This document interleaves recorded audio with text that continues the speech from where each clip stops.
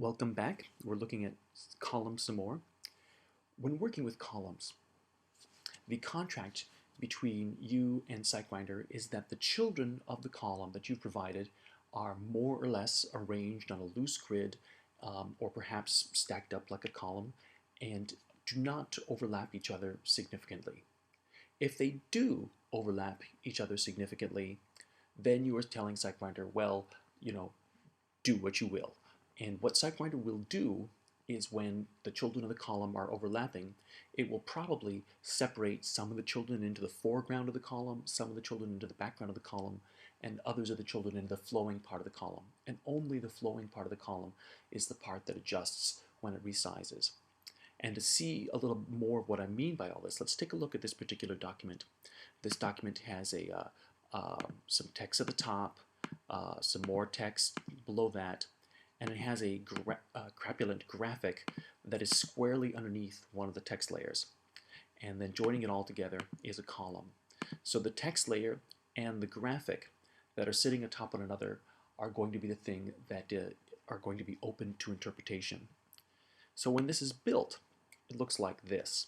Now at first that seems like it's not so bad, but note what happens when we start to add text to this particular document or we start to change the text size.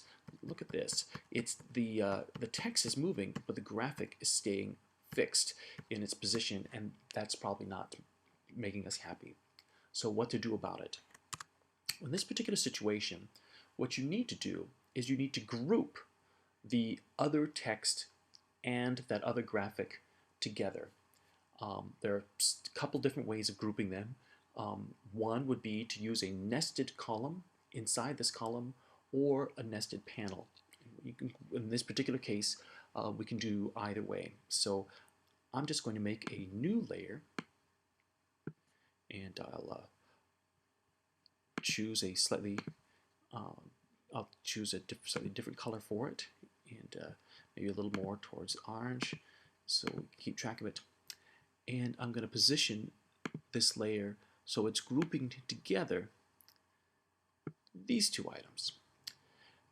Now, since we want these two items, if we really want them to be frozen so that they do not move at all relative to one another, then we're going to use the panel hint for that. So I'll just name it something and put the panel hint on it. The panel hint is a bit like the opposite of the column, whereas a column says, my children should be flowing and maintain their relative relationship to one another.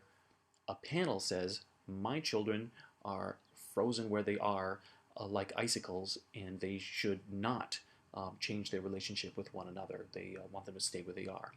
And so by putting a panel inside the column in this fashion, the column has only two children now. It has the text at the top, and it's got the panel and its children at the bottom, and therefore the column is going to work correctly. Now another option for handling this might have been to convert that particular graphic, potentially look at making that one, since it's sort of a container for text, into a center cut column, but we'll be seeing more about center cut columns in just in a few videos. So we'll just go ahead and build this.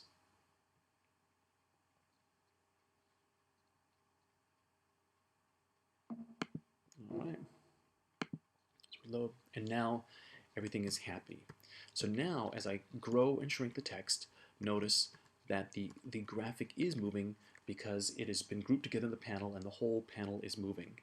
Now panels are fixed size, so I can't, this is not yet a resizable container. We can use a center cut column for that if we wanted this blue gradient graphic to grow as its children text grew, but we'll look at that in a few videos. But anyway, so now you've seen columns and how columns, when they have overlapping layers, behave, and what to do about it if you want to take control of that, meaning use a nested panel. Thank you very much.